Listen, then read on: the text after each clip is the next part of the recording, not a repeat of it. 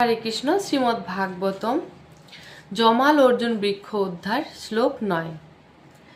হন্যন্তে পশব যত্র নির্দয়ৈরজিতাত্মভি মন্যমানৈরিমম দেহমজরামৃত্যু নশ্বরম। অনুবাদ: ধনমদে মত্ত বা সম্ভ্রান্ত পরিবারে জন্মগ্রহণ করার গর্বে গর্বিত অজিতেন্দ্রিয় নির্দয় মানুষেরা তাদের নশ্বর দেহটিকে জরা মৃত্যু রহিত বলে মনে করে নিরীহ পশুদের হত্যা করে। কখনো কখনো তারা কেবল আনন্দ উপভোগের জন্য অথবা চিত্ত বিনোদনের জন্য পশুদের হত্যা করে।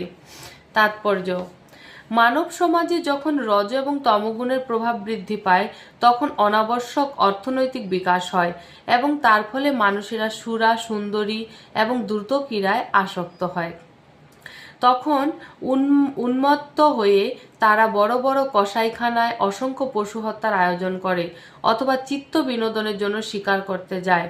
তারা ভুলে যায় যে শরীরটিকে বজায় রাখার জন্য যতই চেষ্টা করা হোক না কেন দেহটি জন্ম, মৃত্যু, জ্বর এবং ব্যাধির অধীন।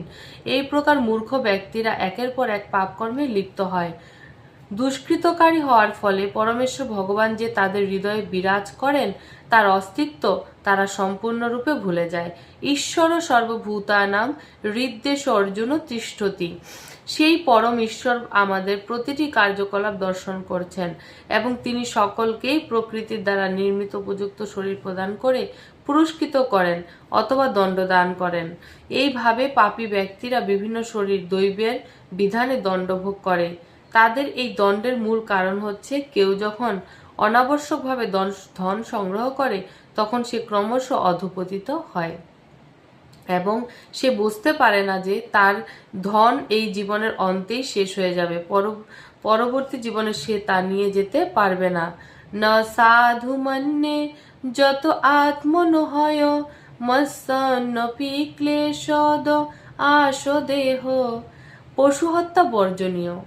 প্রতিটি জীবকেই অবশ্য কিছু না কিছু আহার করতে হয়, কিন্তু মানুষকে শিক্ষা দেওয়া কর্তব্য কি ধরনের খাদ্য আহার করা উচিত।